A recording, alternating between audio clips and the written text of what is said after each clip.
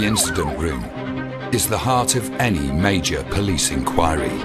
I am going to leave absolutely no stone unturned. Vicious attack, stabbed multiple times. He doesn't stand a chance. A place where evidence is gathered. Yeah, I saw the car, I saw the gun. We had DNA, we had blood at the scene. The evidence was overwhelming. Suspects identified. In my view, he was the last person to see Jayden alive. Coming after them, we're now on a manhunt. Keep your hands out, all right? I've got a taser, OK? Murderers interrogated. I'll be honest with you, I don't give where she is. He's involved not only in her disappearance, but a murder as well. And cold-blooded killers brought to justice. £1,500 to travel from Manchester to shoot somebody dead. This is Murder Scene, the incident room.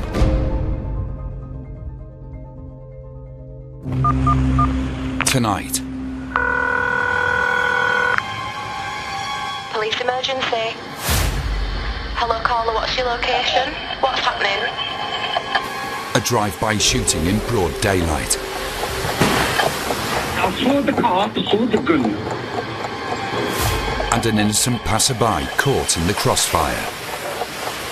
And then they came back. They started shooting. Gunshots that launched one of the biggest manhunts for years.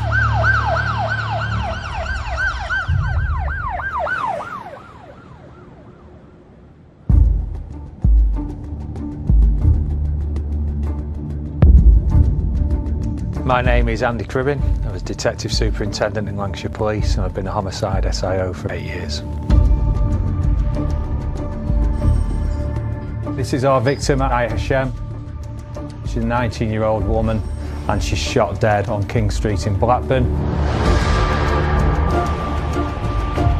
She's a completely innocent victim. She'd just gone out to get some shopping for the family and she never came home.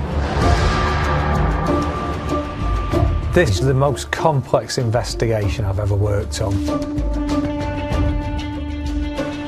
It's a case I think that will stay with all of us who worked on it. It's just one of those moments where everything conspired against Aya.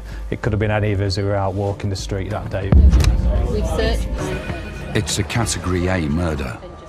The incident room has more than 200 detectives and specialist support staff. We will leave no stone unturned. We will do whatever it takes, whatever we have to do to identify who's been involved in killing Aya. It's vital that we get detectives and police officers out there conducting the inquiries. The longer time goes on, the greater the risk is for evidence to be lost and disposed of. Police rapid response teams flood the area around Quickshine, a tyre shop and car wash on King Street on the edge of Blackburn town centre. DCI Zoe Russo is Andy's second in command. Blackburn's not the type of place where this kind of incident happens. Certainly not during broad daylight, 3 o'clock in the afternoon. King Street is a very busy route. There's lots of businesses that adorn either side of the street. It's a thoroughfare to get into the town centre and out. With very little information at the start, detectives must keep an open mind to motive and why Aya was the one who was shot. Was this a targeted attack? Was this an attack on somebody else? These are the questions that come into the mind, so it's absolutely crucial that we have to ensure that we get these decisions right and we act fast. One of the first things police need to do is assign a family liaison officer to find out who the victim was and why she was in the area at the time. They need to break the news to Aya's family.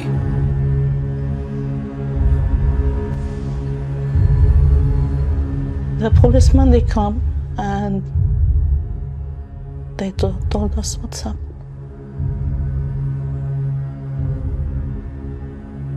I start to scream. I fell down on the floor. We didn't believe what's happened. Only it took 5 minutes.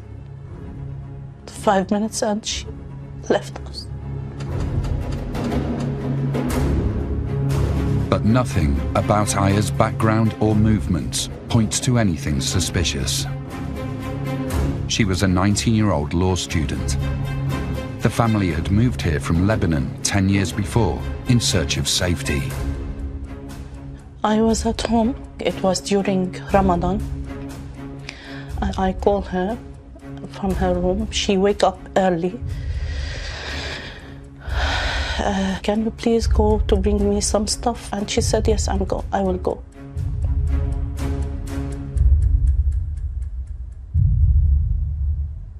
She sat on the stairs, wear her shoes.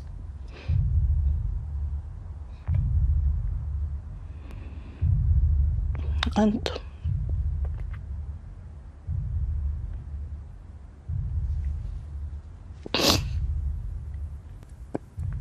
shut the door and she went to Lidl.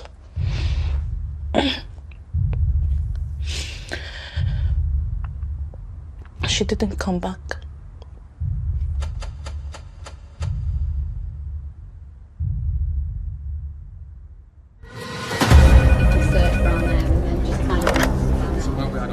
Back in the incident room, SIO Andy Cribbin is exploring what significant insight the initial 999 call can offer.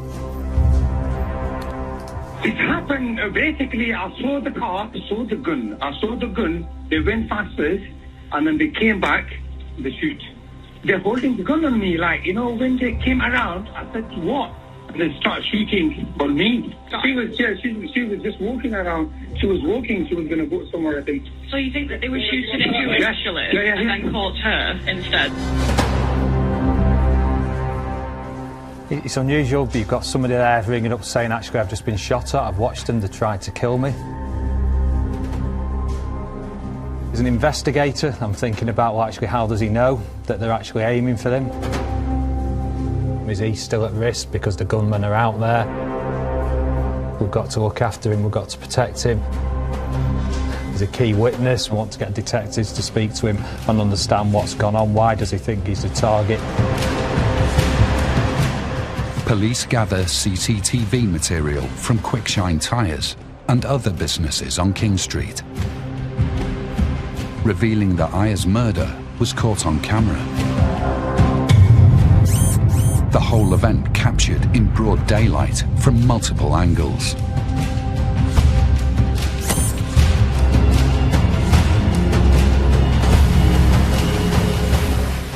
It shows staff going about their day with no sense of the drama that is about to unfold.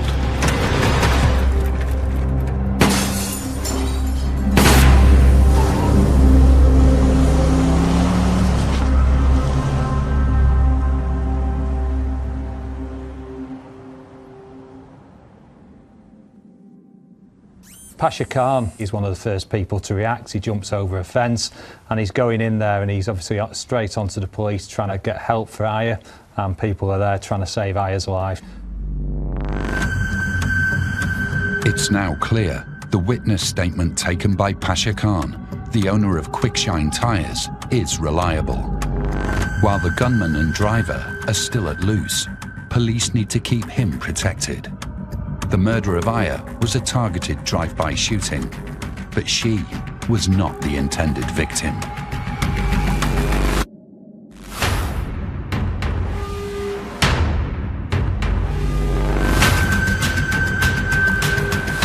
And crucially, police can now identify the car used in the shooting.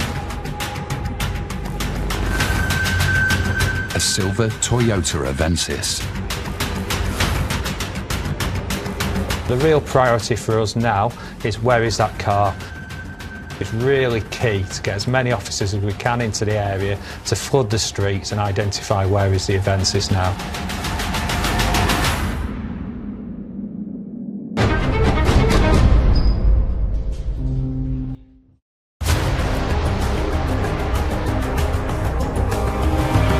19-year-old woman has been shot dead in broad daylight on King Street in Blackburn. A full cordon has taken place and the road is unlikely to be reopened for several hours. Police are trawling all CCTV records in the area. 19-year-old student Aya Hashim was caught in the crossfire of a drive-by shooting in broad daylight in Blackburn. She was just walking to the shops. Murder detectives and uniformed police have flooded the street around Quickshine tyres, quickly searching for any evidence that could help explain why Aya was shot and killed. The whole event has been filmed on multiple CCTV cameras, including the shots being fired.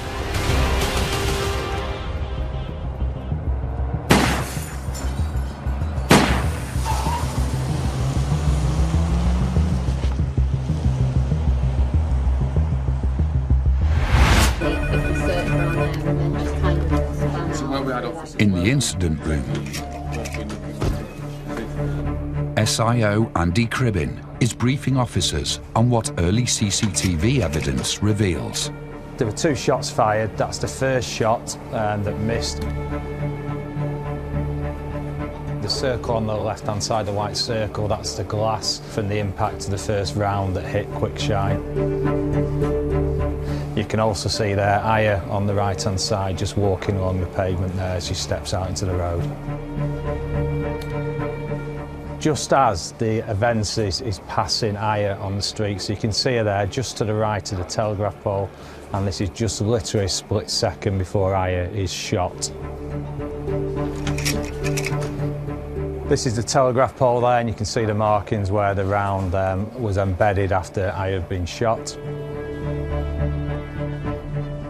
It's key now for us to identify who was in the car at the time, so who was the gunman and who was the driver within the vehicle. We know from witnesses and we know from CCTV that there were 2 people in there. The driver in the front and the gunman was in the back of the Avensis, so it's absolutely critical we identify who they are. All police officers in the area are drafted in to search for the Toyota Avensis used by the shooter. And it's not long before a police dog handler finds it abandoned nearby. Control to any ARV that can attend at Wellington Road to assist a colleague with a found vehicle at the Toyota Avensis. Yeah, no attempt on that. We deployed 9-1 and 9-6 should be together. Received. This is Wellington Road. It's out of the way of the main arterial route into Blackburn. Perfect spot to abandon the Avensis for the getaway car. So clearly they've planned this route and to leave the Avensis here in the car park. What we'd normally find in a crime such as this is it would be usually burnt out, but I don't think there's been an opportunity to do that. So that is going to open up a lot of forensic inquiries for us within that vehicle. The car is seized and examined by forensic teams. We're looking for DNA, we're looking for fingerprints, we're looking for anything in that vehicle that the offenders may have touched. We're also looking for gunshot residue, because that's the vehicle we believe was used in the shooting. The forensic teams do better than that.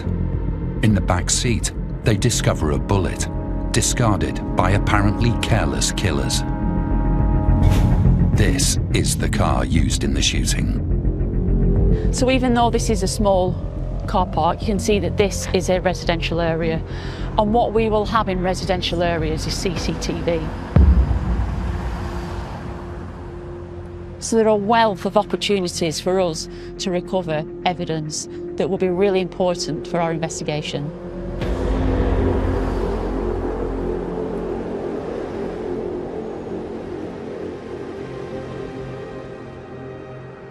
Aya's family fled Lebanon because of the threat of violence. They had no idea it would follow them to a town in Lancashire. From 2011, we were living there in Blackburn. It looked like a safe place, and we come here to the UK because it's safe. Our country is not a safe place to us. We never thought like shooting and gun will be in the UK.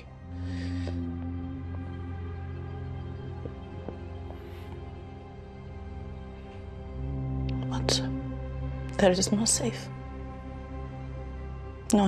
there or anywhere.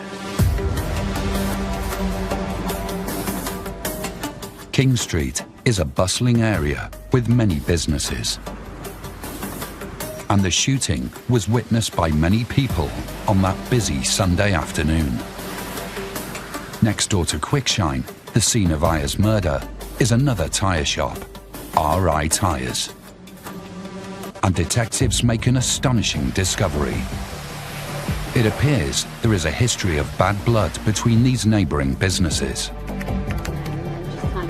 So I'm learning more now about the feud that's gone on between these two companies. Quickshine used to be a car wash company that then started selling tyres, which upset RI Tyres. There have been fallouts between the staff there.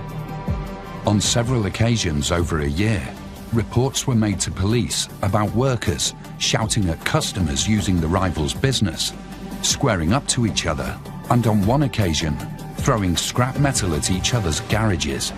The local naval policing team had made attempts to try and resolve it.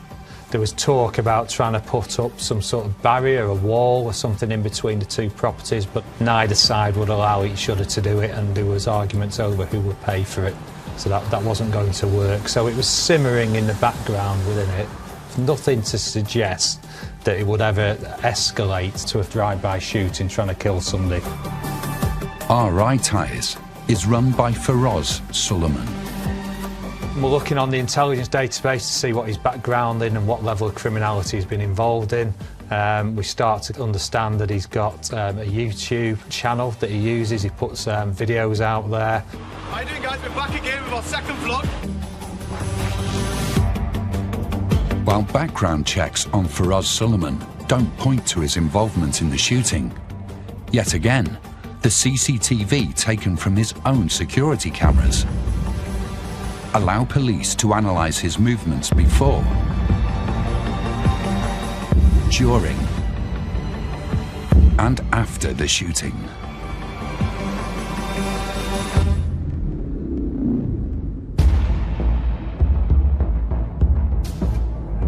Feroz was at RI Tyres and he was on the forecourt. And when we look at the CCTV and we watch Feroz, you can see he's already looking at the events. When it turns up, he's looking, he's watching it, he's anticipating what's going to happen.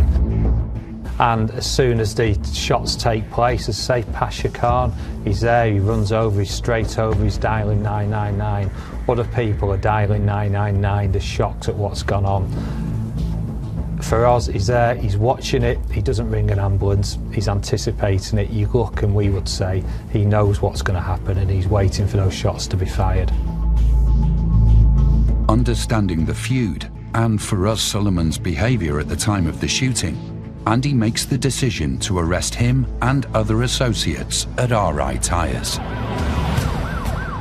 There's enough there to justify us making an arrest. We've got the account of Pasha, we've got the dispute. It seems like a motive, even though it seems a wild motive, there's a motive there. So we've got grounds to arrest people, but we need to do it quickly. The longer we leave it, the more chance there is of evidence being lost, particularly if one of them may be the gunman. We're looking at firearm residue, we're looking at seizing their clothing. We're also looking to secure their phones. Telephony is key on these early arrests, so who have they been in contact with at the time of the murder, who they've been in contact with before the murder, and also since the murder. So we're looking for these key connections. Who else is involved? We know Feroz can't be the gunman because he's there on camera at the time of the actual murder itself. Feroz Suleiman is taken into custody, and in the incident room, the team begins planning his interrogation.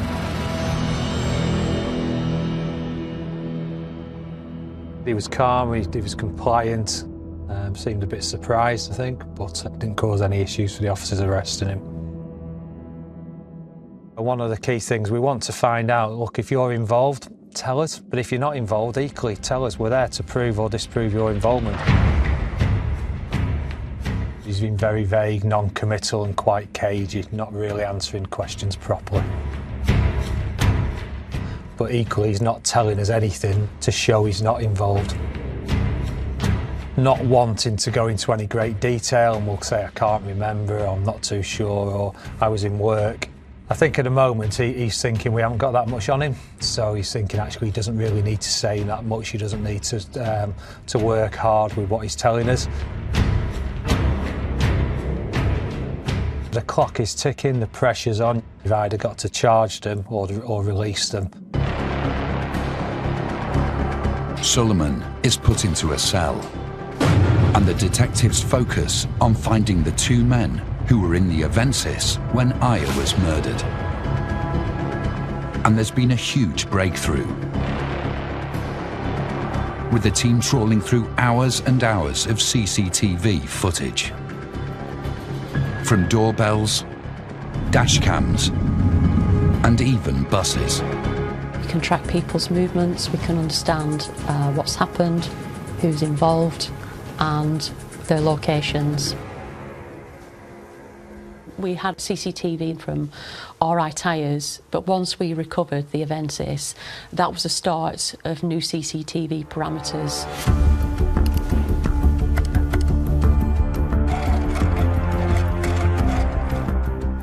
We can see the Avensis driving past and having taken a shot.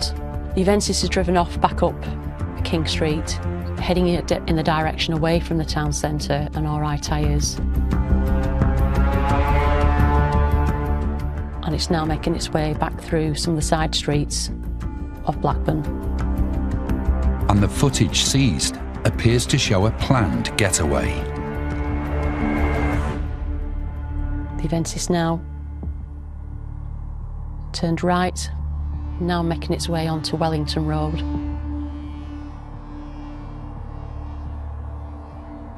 And then we see now we're on Wellington Road.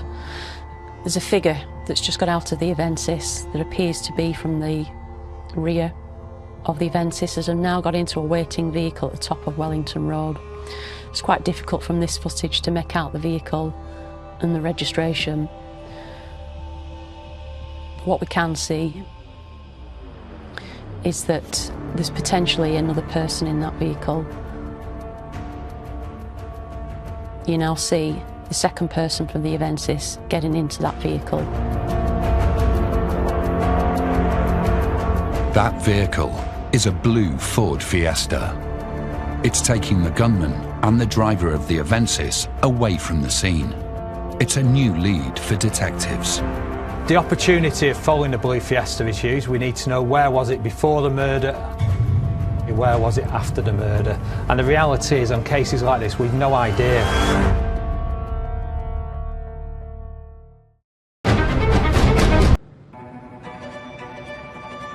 A police arrest operation is underway in connection with the drive-by shooting on the 17th of May on King Street. Police are still urging any witnesses to come forward with information. The family of Aya Hashem are planning to take her body back to Lebanon for burial.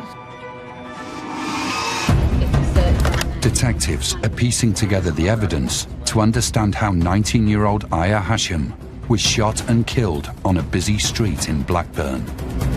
They already have Faraz Suleiman in custody, charged with murder and attempted murder, but need to prove he is connected to the gunman and driver of the Toyota Avensis used in the drive-by shooting. Now, a new vehicle, a blue Ford Fiesta, is in their sights. We found CCTV footage from Wellington Road. And what that shows us is that after the murder, the Avensis comes back up, it pulls up on the street, and the gunman gets out of the car, gets out of the Avensis and gets into a blue Fiesta, and he gets into the back of the Fiesta. We then see the Avensis parked up near to the Fiesta, and we can see that the driver of the Avensis gets into the front passenger seat of the Fiesta. So it's a real breakthrough. But where did it go after the murder has taken place? CCTV is absolutely key for us now to follow that blue Fiesta. We need to understand exactly where that vehicle has now gone. Identify the movements from CCTV, from ANPR. That will lead us to the gunman, the driver, and those involved. You have to knock on all the doors to identify that you've got the CCTV, and then when the CCTV identifies the next movement of the vehicle, you then have to move to a next set of parameters and carry out the same kind of work. It is very, very labour intensive, but it's key because that is the way that we are going to identify where the Fiesta has gone, and it's going to take us to the gunman and the driver. CCTV officers trawl the movements both in the run-up to and after the murder. But it's on the trawl, finding where the Fiesta came from, the detectives uncover critical new evidence. Every time the Fiesta gets to a junction, we have to move the CCTV parameters onto the next street. And in this case, we've started in Blackburn, and we've now had to make our way over to Bolton.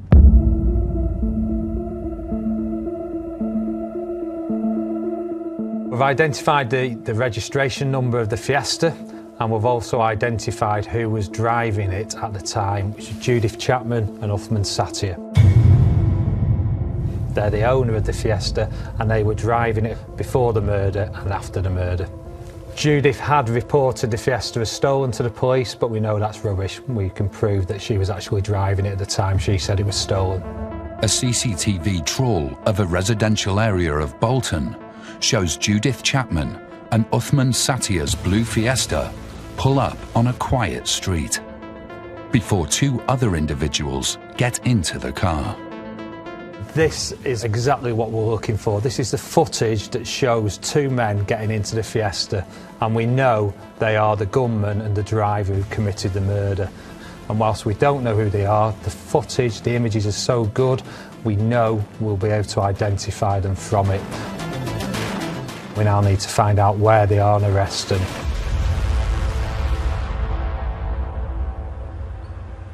While teams continue to work to identify the gunman and the driver,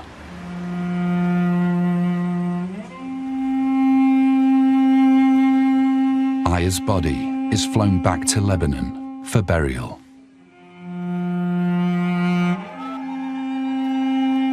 In our religion, to honor a person's death, we have a saying that we were made out of clay,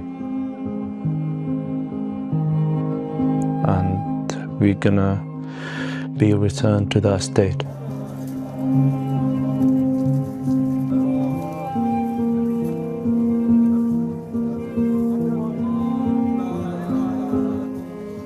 I remember how good of a sister she was and what was taken from us.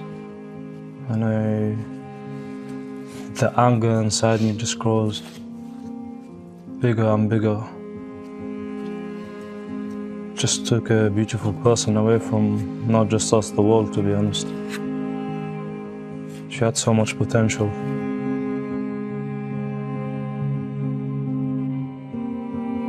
She was studying international law, and her dream to be like a lawyer to help others. She studied very hard through the years, especially the last year of her life.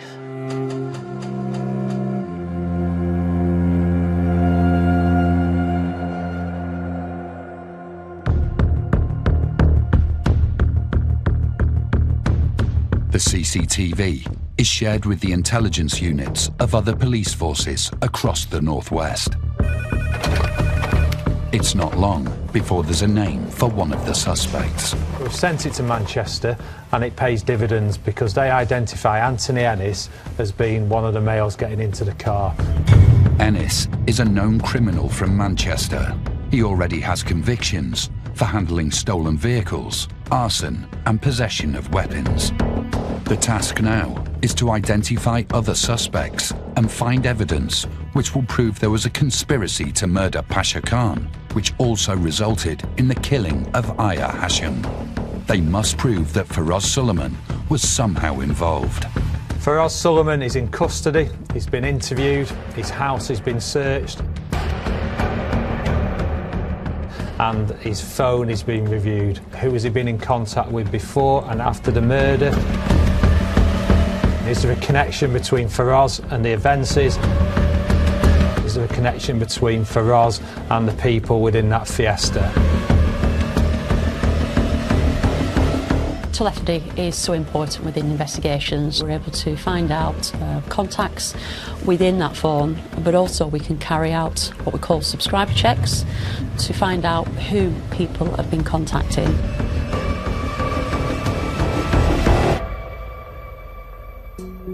Detectives identify subscribers to almost every mobile phone number that has been in contact with Faraz Suleiman.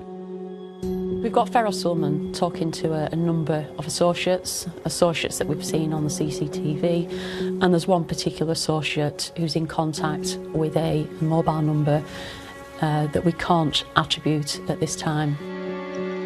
Detectives use the last 4 digits of a phone number as a reference when they don't have a subscriber. The unknown subscriber is 8343. We need to understand who that belongs to, where that SIM card was purchased from. Police contact the phone company to find out where the SIM card was purchased. It was bought from a supermarket in Stockport. We've got CCTV footage of a male buying the top-up card for that phone prior to the murder. And then before we know it, we get further information from Greater Manchester Police that tells us that this male is Samir Raja. He's very well known, he's an active criminal and a very violent male. Raja already has a string of convictions for drugs, theft and violence. The team can now use cell sites to trace 8343 and learn the movements of Raja and the contacts that interacted with that phone. We've looked at the cell sighting, where it is, where it goes to sleep at night, where it is, who is it contacting, and people that are connected to Raja. And that cell site evidence proves Samir Raja and Faraz Suleiman are directly connected to each other. We know they were talking to each other before Aya's murder. We know they were sending messages. We know they were meeting each other before the murder because of the cell sighting. And we know just after the murder, 8343 switches off and is never used again. Detectives must find the location of Ennis and Raja as soon as possible. We're coming after them. We're now on a manhunt.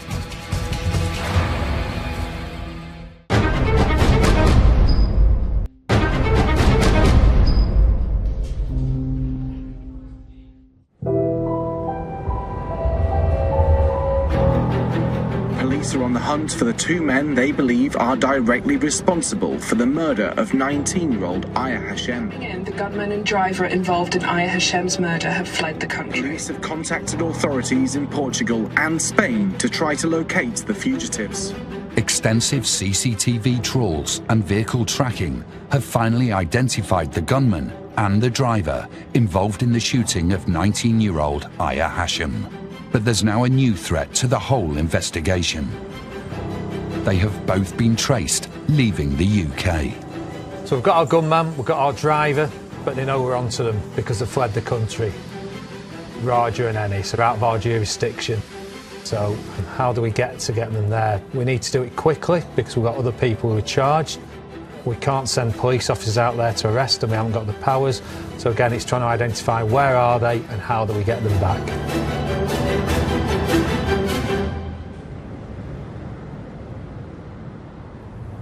The challenge that we have now is we need to identify exactly where Samir Raja and Anthony Ennis are. But if they move on to other countries, it will be quite difficult to not only track the movements, but actually extradite them back to the UK. So really the race is on for us now to identify where they are and arrest them and bring them back as soon as we can. It could actually take us years if we don't locate them as soon as possible and they move on from Portugal to other countries where we don't have those extradition rights. Getting a European arrest warrant causes a huge headache for the team, but Interpol are soon on their tail. They've moved across to Spain. But the team have a stroke of luck. Just 2.5 weeks after the murder, Zamir Raja, the man police believe actually shot Aya Hashim, reappears on their radar. Through inquiries with law enforcement abroad, we know that he hired a Portuguese hire car. He's travelled back to the UK in that vehicle. He came back into the country on his own accord. So back in the UK, could he get access to a firearm again? Could he try and go after Pasha Khan? Could he go after other witnesses? We had some real concerns that he would be there. So again, it was important once he's back in the UK that we arrest him, and we arrest him on our terms. At the point of identifying that Zamir Raja was back in the country, we know he's in London. We've enlisted the help of the Metropolitan Police.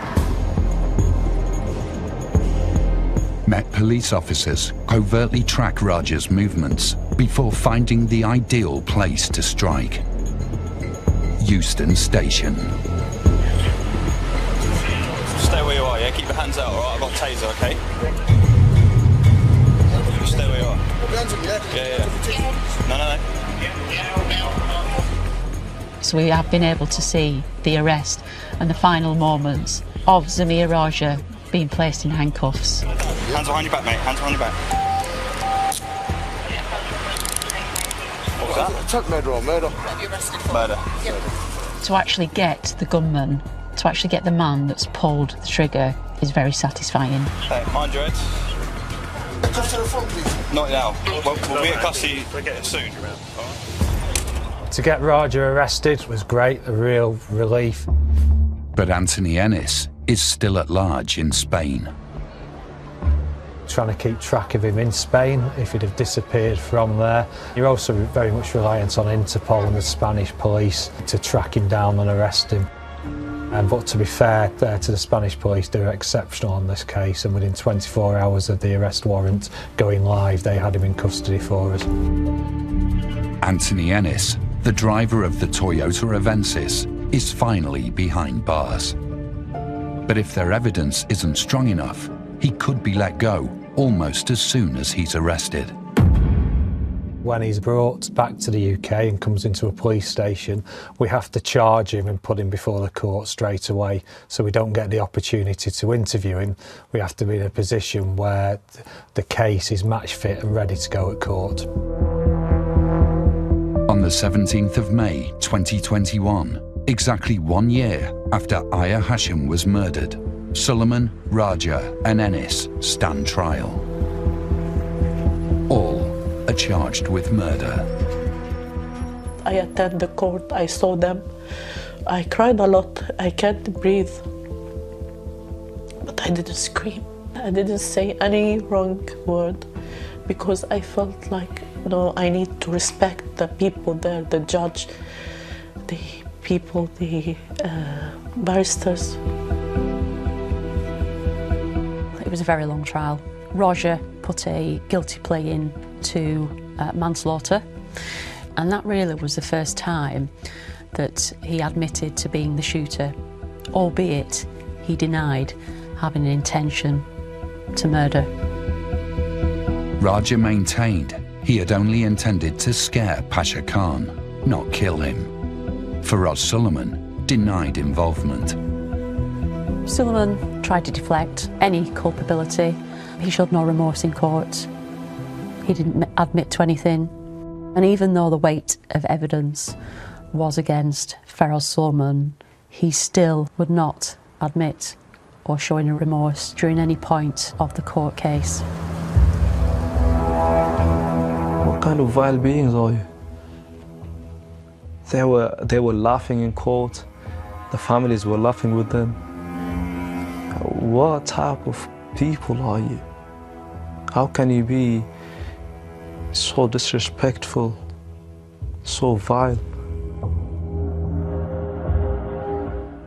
How can you be so materialistic, fighting just because of money? And you've already got enough. You're already doing well in life. Why do all this?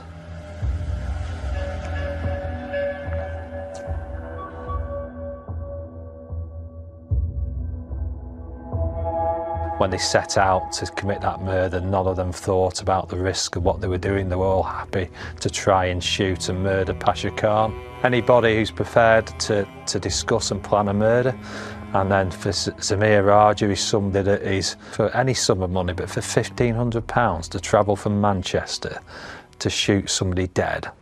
The jury decided Faraz Suleiman had masterminded the operation and was guilty of murder. He received 34 years.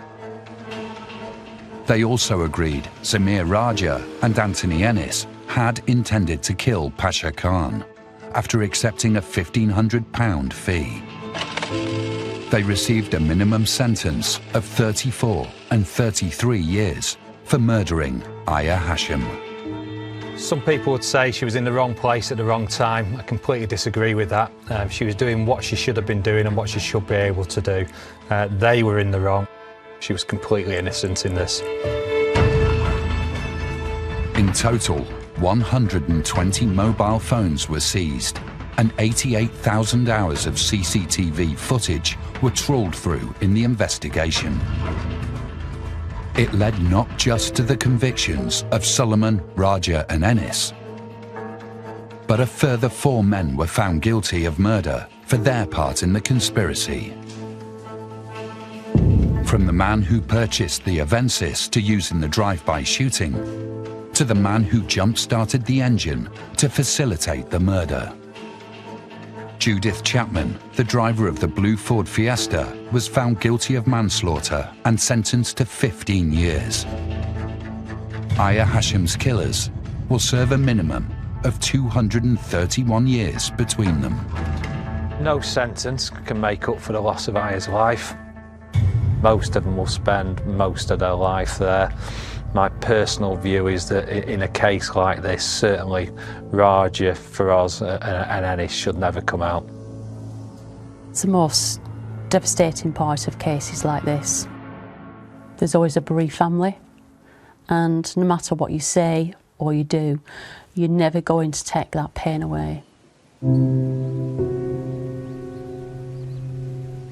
Once we finally heard what the sentences are, I'm not gonna lie, there was some sense of relief when you hear that this person's gonna be jailed for 34 years. And they're already in their late 20s and 30s. So we say hopefully they're not gonna get out before they're old or dead. So that in a sense did bring us like some relief.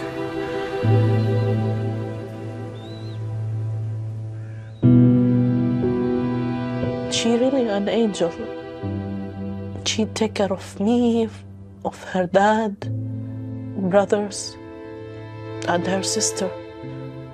Because of our situation, she was the one who stand beside me to help me, to support me. And now I lost her. There is no life. I'm not living. I'm not alive anymore. I'm like only a body without soul. It's very hard to see like young ladies in her age. Some of them, they get married. They are working. They start their own lives.